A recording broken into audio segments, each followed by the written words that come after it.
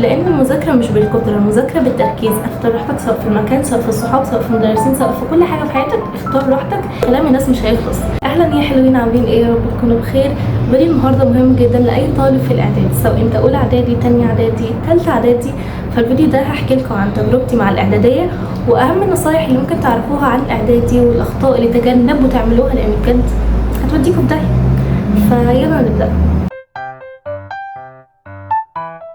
انا في ثالثه اعدادي جبت 97%، وبالنسبه لانها اعدادي ثالثه اعدادي فهي درجه الحمد لله كويسه جدا. وفي اولى اعدادي وثانيه اعدادي كان مستواي الحمد لله كويس ومؤهل ان انا اقول لكم نصايح واقول لكم على الاخطاء اللي برضه ما تعملوهاش في المرحله الاعداديه. بالنسبه لنظام مذاكرتي كان عادي جدا، ما كنتش الطالبه المتفوقه قوي طول السنين ومركزه بس على مذاكرتي، لا كنت بخرج وبعمل اللي انا عايزاه، اي حاجه انا عايزاها بعملها، ومخليه المذاكره دي حاجه اساسيه في يومي، وفي نفس الوقت انها مش كل حياتي. يعني انا بذاكر ولكن في اولويات تاني ورايا برضو، ان انا مثلا اتعلم حاجه جديده، انمي مهاراتي، مثلا اعمل اي حاجه في حياتي، اخرج شويه، استمتع، اخلي يوم مثلا للمتعه. فما اكدبش عليكم ما كنتش ضغطه قوي نفسي في المذاكره، ودي افضل حاجه بصراحه انا بعملها، لان المذاكره مش بالكتره، المذاكره بالتركيز. اهم حاجه ان انت تكون مركز، مش احسن حاجه انك تكون حاطط حياتك كلها على المذاكره فتضغط وتحس ان انت متوتر ومتضايق دايما، انك عايز تخرج زي اصحابك، عايز تعمل، عايز تلعب، عايز تعمل حاجات كتيره قوي في حياتك، ولكن المذاكره هي اللي ضغطاك.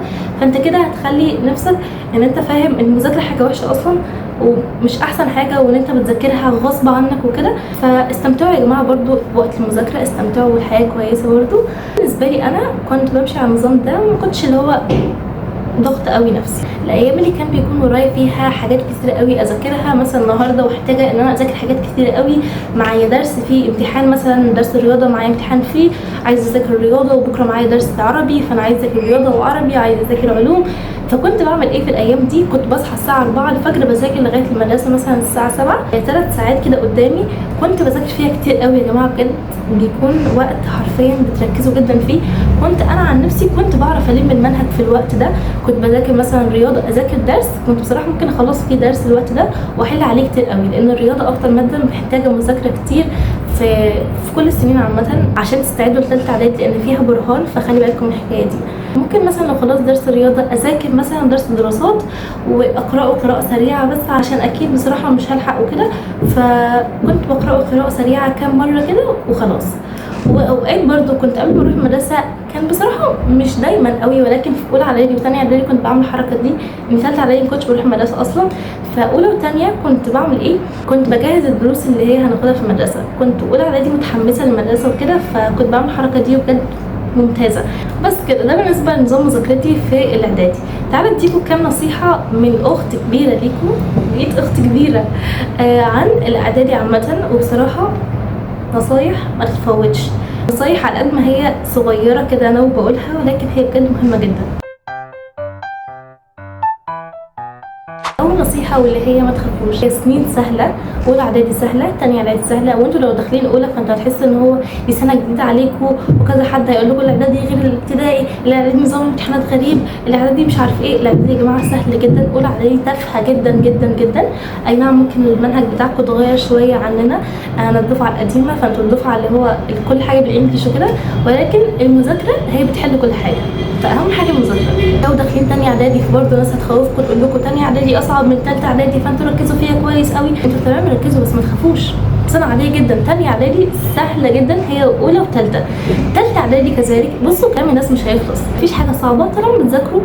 هي المدرسه عباره عن ايه، او السنه دي عباره عن ايه؟ عن مذاكره. انتوا هتذاكروا اول باول، مش هتراكموا ولا اي حاجه، فالسنه هتخلص وهتدخلوا السنه الجديده، كل حاجه سهله.